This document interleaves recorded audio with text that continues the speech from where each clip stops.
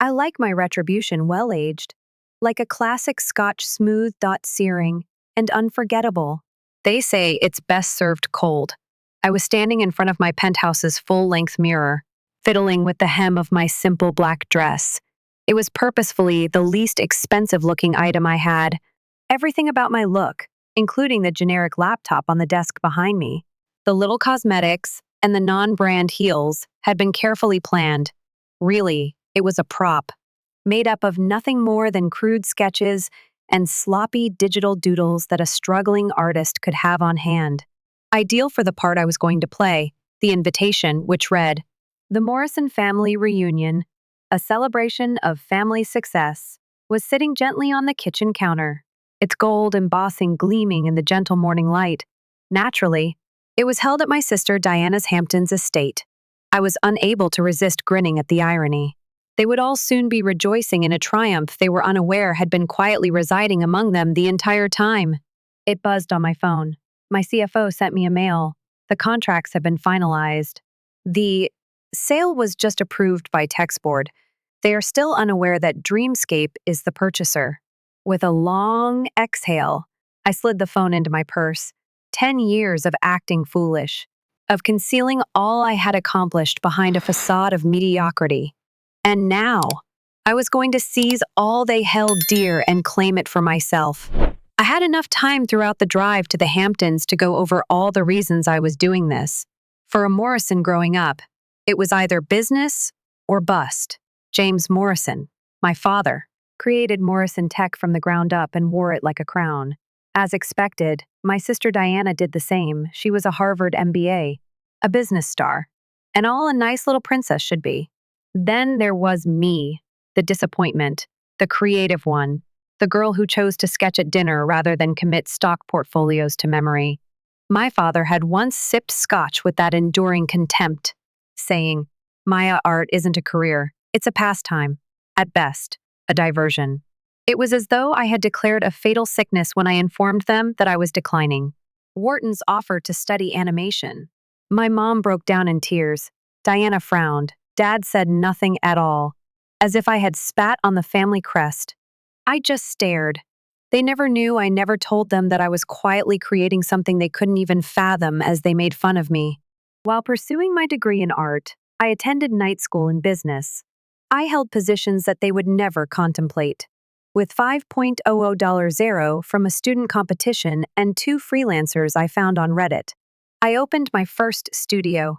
I was creating animation training modules that Fortune 500 corporations were subtly adopting as they were celebrating Diana's Business Weekly cover. And I disappeared when the actual money began to come in, professionally at least. Maya Morrison turned into a dead weight. So I came back to life with a new name. Phoenix, Maya, perhaps ironic, but appropriate. Every fancy vehicle imaginable was parked in a tidy, arrogant circle by the time I arrived to Diana's expansive estate. I parked my Honda Civic, which I kept for special occasions. At the end of the driveway, I took another look at my reflection. Artist in trouble. Excellent. As she greeted me at the door, my mother gave me a quick peck on the cheeks and looked over my dress, perhaps calculating the price right down to the zipper. With that fragile sweetness still hanging to her like perfume, she chirped. "We weren't sure you'd make it." I lied and said, "Traffic." I needed to complete a commission. "Oh, your artworks are actually paid for by someone." That pause was there. The subtle jab. The daggers were always dipped in civility. I grinned. If only she were aware.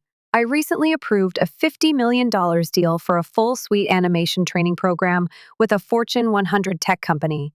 Okay, Mom, let's discuss my little drawings. The mansion was still the same inside, walls showcasing Diana's accomplishments, including her Forbes story, her first board appointment, and her Harvard degree, and a single picture of me from high school hidden in the corridor before I became the embarrassment to the family. "Maya!" The large room echoed with Diana's speech, perfect, loud, and brimming with the same theatrical love Mom had been pretending to have since we were young. All Oscar de la Renta and surgically enhanced smiles, she swooped over. "You see, at ease," I whispered, pulling at the hem of my target dress. "Thank you." In a secretive manner, she leaned in. I'm so happy you were able to come here and take a vacation from your painting. In fact, we're celebrating a major victory. Morrison Tech has purchased our largest rival. Oh, I asked, almost suppressing a smile. That's fantastic. What comes next? We're expanding into digital content, she said with a smile. Animations for business use, marketing, training. You know adult stuff. My heart skipped a beat. I purchased them for that reason. Naturally, they were unaware of that at the time. I pretended to be stupid and said, Sounds complicated. She laughed and said, Oh, not really. The drawing itself is technically complex. We'll employ folks to do that. People enjoy. She gave me a hazy wave, as though I were a jobless barista. Other family members joined in the fun, with Aunt Patricia raving about her son's startup and Cousin James boasting about his hedge fund. Everybody has something to prove, except for me. Therefore, I didn't have to. Do you still drive that outdated Civic? Without trying to hide his contempt, James asked, Are you still residing in that small apartment? Diana added. I swallowed my pride and sipped my drink while nodding. If only they were aware that I, together with 3 other people, controlled the entire building in which my tiny apartment was located, or that 2 Teslas and a Porsche were parked next to the Civic in my garage. However, I wasn't here to show them what I had. Showing them who I was the goal. The last insult followed. The low, icy voice of my father behind me. Diana's most recent transaction is worth more than you will most likely earn as a picture artist in your lifetime. I didn't wince. Not quite yet. They would learn the truth in less than 24 hours. But for the time being, let them speak. Allow them to chuckle. Since retaliation is more than simply an art form. It's my unfinished masterwork, with each moment designed to make me feel like an extra in someone else's success story. The reunion dragged on like a badly written play. It was simpler than showing them how much I wanted to shout. So I strayed from talk to conversation, smiling sweetly and making meaningless remarks like, That's impressive, or Wow, great work. Someone would take another jab every few minutes. It wasn't necessarily mean, but it was careless in that privileged manner of thinking they're the only ones who win. James, my cousin, cornered me close to the piano. My fund could use a graphic designer, he continued, swirling his bourbon as if it made him smarter. Simple things like slide decks and possibly some logos. I could get you in by pulling some strings. I blinked once and then twice while staring at him as if I hadn't heard him. I nearly burst out laughing. I got a job offer from James, the guy who once sobbed during a high school group presentation, because the text was too small, I said quietly. Thank you, but I'm doing fine. All right, he arched one brow. Maya, that's a low bar. I tilted my head to smile as if I hadn't heard the disdain behind his remarks. Before he could respond, I said, Not everyone needs to build a hedge fund to feel successful, and left. Diana was in her element near the bay windows, surrounded by admirers, making gestures with the assurance of a lady who had never been told no. For a long time, I observed her movements and how effortlessly she controlled the space like a conductor with her orchestra. That was who she had always been. She presented instead of playing, even as a child. She did more than just talk. She did it. My father discovered me again while I was halfway through a glass of champagne. His voice was heavy, low, and a bit more measured than usual when he said, Maya. One thing was always implied by that tone, a pitch. I prepared myself. Your mom and I have been conversing. Diana will require some artists for her new division. Simple things. Nothing too difficult. As if this were routine, he took a moment to sip his scotch. It's a consistent effort, actual compensation, advantages, once more. There it was. Actual. For example, my world, which I had created, scaled, and bled for, wasn't authentic enough unless it bore the Morrison Tech logo. He went on to say, She's willing to give you a chance despite your little real-world business experience. The ensuing quiet was more dense than the champagne in my glass. I wanted to be honest with him. The income figures, the acquisitions, and the more than 200 employees whose salaries I paid each month were all things I wanted to hurl in his face. However, I didn't. Instead, I murmured, "Thanks, Dad," and took a tiny sip.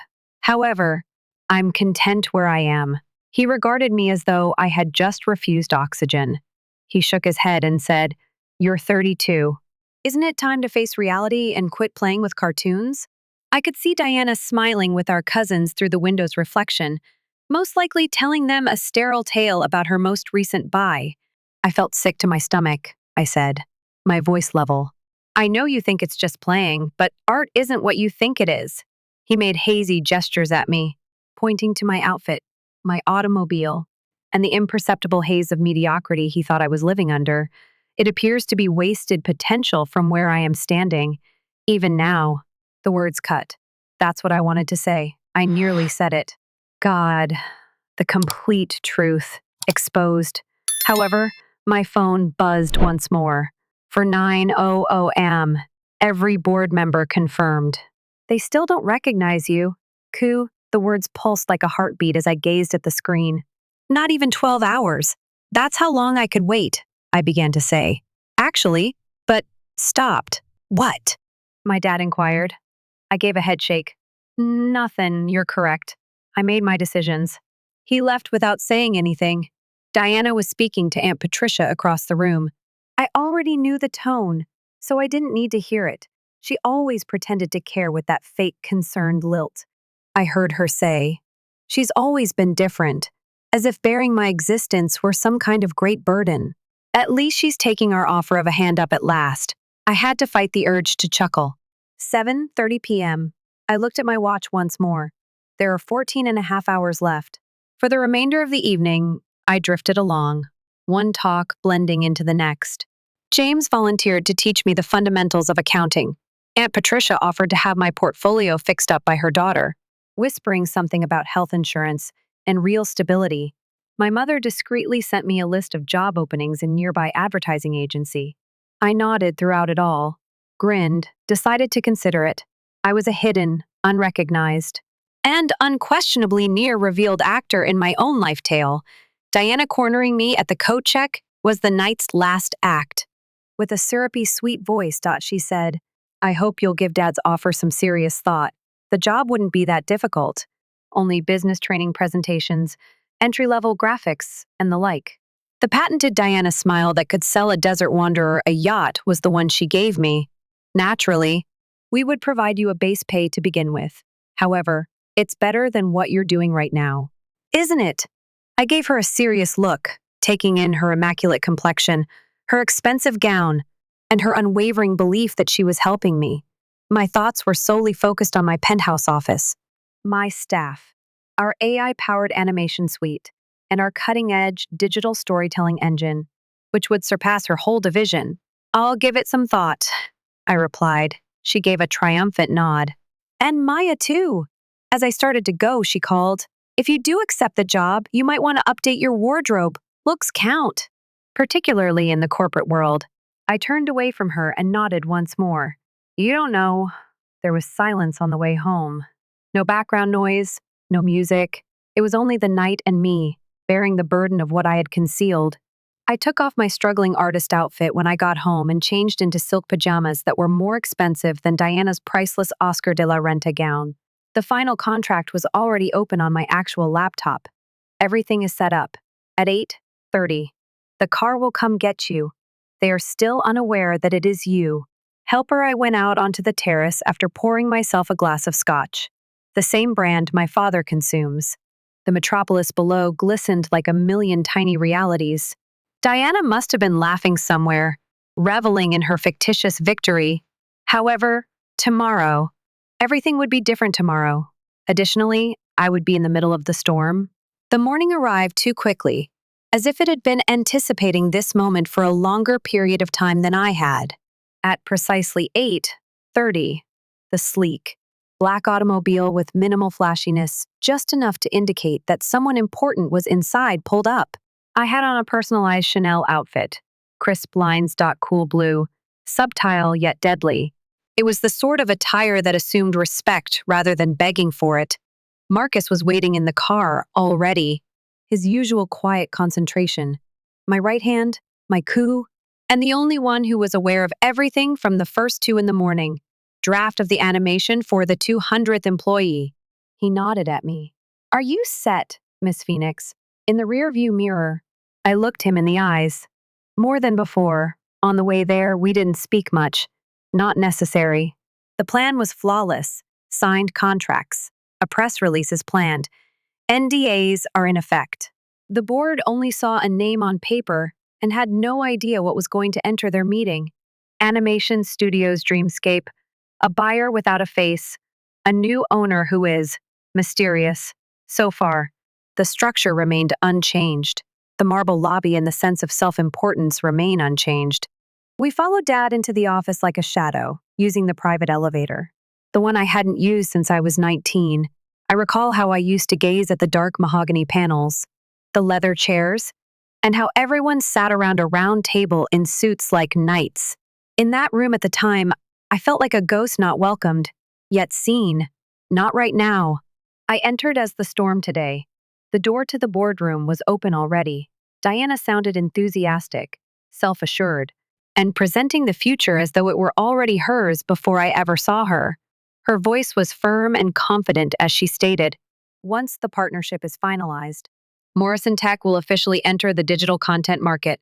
We'll rule the market by Q3 thanks to the power of our infrastructure and their inventiveness. Before she could say another word, I entered. I put my briefcase on the table and added, there has actually been a small change of plans. Quiet. All heads turned. Diana's throat constricted her voice. She struggled to recover, stumbled, and her eyes widened. Maya, she said, perplexed. This is a board meeting. What are you? I know, I said coolly. I actually called it. My dad got to his feet, blinking as if he didn't trust his own vision. This is ridiculous, Diana yelled. Security won't be necessary, Marcus stated with ease as he moved forward. Miss Phoenix is perfectly entitled to be here, she twisted her face. Phoenix. I slid hefty folders over the table from my briefcase. Each one sealed, signed, and stamped. Amaya Phoenix, I said. Dreamscape Animation Studios, CEO, the business that recently purchased Morrison Tech. It was similar to witnessing a real-time soul hiccup. Diana's hand lingered over the papers, as if she was worried about getting her fingertips burned. Dad took his time sitting and looked over the first page. His typically granite-carved face cracked. This is a joke, he muttered. Is it? I sat down across from him and inquired, allow me to share a story with you. Regarding a girl who preferred art to spreadsheets. Who? While everyone else laughed at her dreams. Studied business at night. Who created something out of nothing in her own universe. Not yours. Diana remained motionless as she flipped through the papers as if they may change if she looked quickly enough. You're the Maya Phoenix. Right, she stumbled. The CEO. I gave a nod. The business you were attempting to collaborate with. I own it. It has been 10 years. When Dad finally looked up, I noticed something I had never seen before in his eyes. Not rage. Not let down. Simply incredulity. You deceived us. No, I muttered. You simply didn't look. Diana's voice broke. Why keep it a secret? Why did you allow us to believe you were failing? Because you would have attempted to control it if I had told you the truth. It would be categorized under Morrison Tech, with strict objectives and quarterly reports. You would destroy it before it blossomed. I got up. Additionally, Dreamscape now controls Morrison Tech as of this morning. We'll be reorganizing and moving toward creativity, innovation, and cross-functional expansion. I looked across at Diana. Your role as CEO has been terminated. For a position in our creative department, you are welcome to interview. Her mouth opened, but nothing came out. I looked at my father. You'll move into a consulting position. Next month marks the official start of retirement. Dead quiet. Even the board, which for my father is often a Greek chorus, sat still in shock.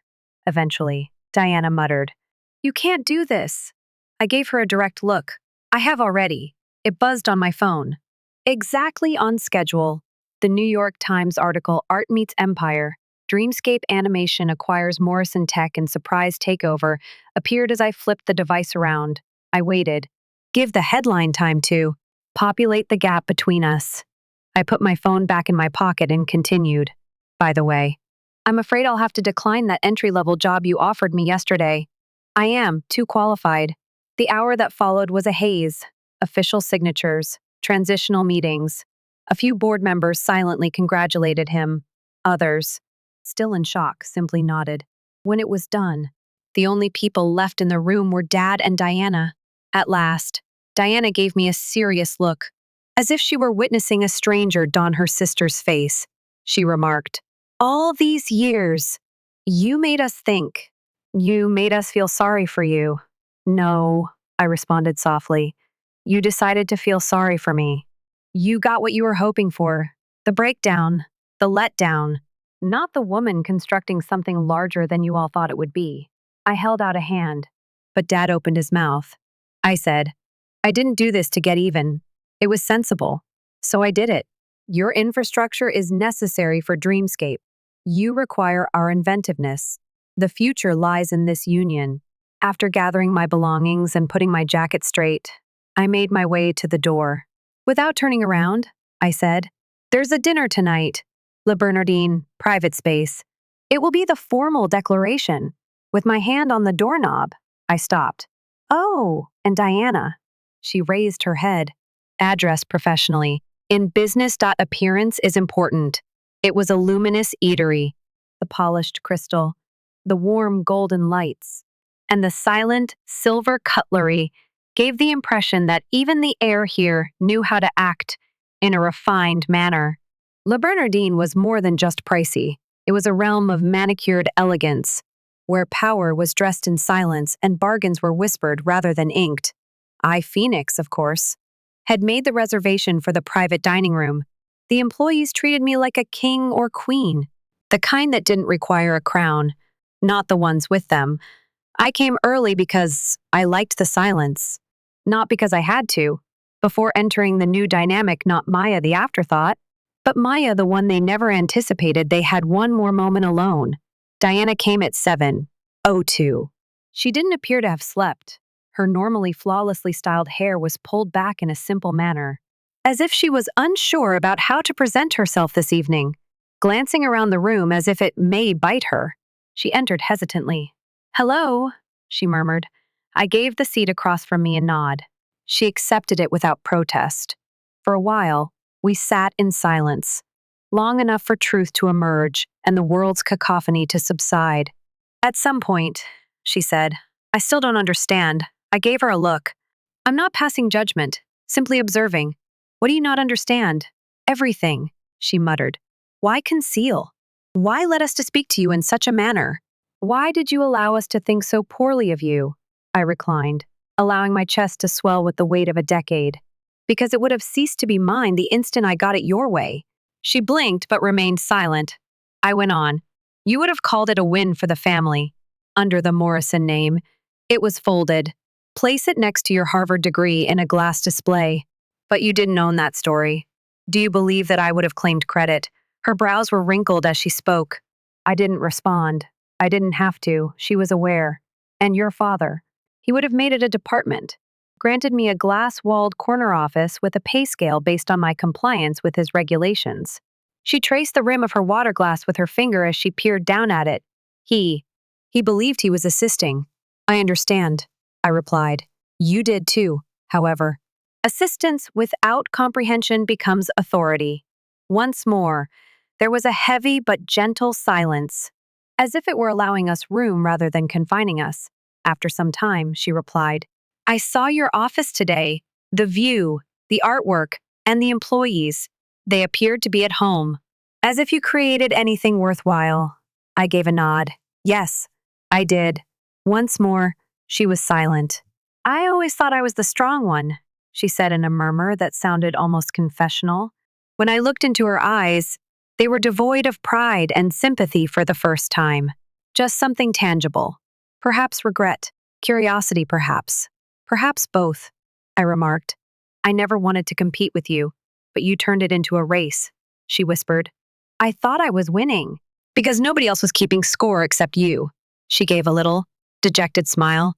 "Are you no longer just my little sister? I never was," I muttered. You simply didn't see me. The remainder of the family streamed in as the door opened once more. Dad, Mom, James, Patricia. They were all in their best, loudest, and most polished forms. However, something changed when they noticed me at the head of the table. There was no drama, not a single gasp. Don't faint, just silence. True quiet. The kind that happens when a room finally listens after forgetting its lines. We had some food. We had a drink. In between the appetizers and the entrees, the formal announcement was made. With clarity and firmness, Marcus announced that Dreamscape now controlled Morrison Tech. Changes would occur. Vision changes. A fresh way forward. Most gave a nod. Some people grinned too quickly. Some were unsure of where to search. However, Diana was no longer the focus of the room, or your father, or anybody else. I owned it. Strangely enough, I didn't feel like gloating either. I was liberated. James, a cousin, leaned over halfway through dessert. In an attempt to sound informal, he added, "Hey, so I've been thinking, my fund has been looking into media expansion. Perhaps we could talk, examine potential synergies." I sipped my wine. Cooperations. He smiled.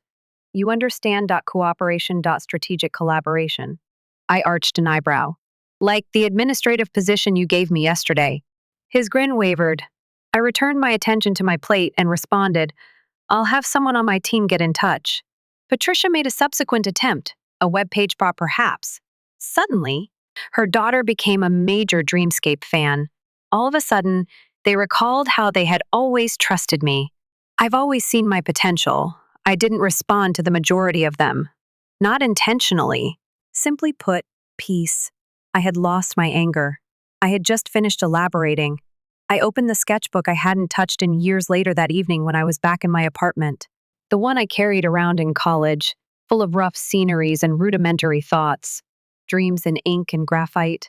A quote that I had scrawled on the final page, without giving it any thought at the time, suddenly looked back at me.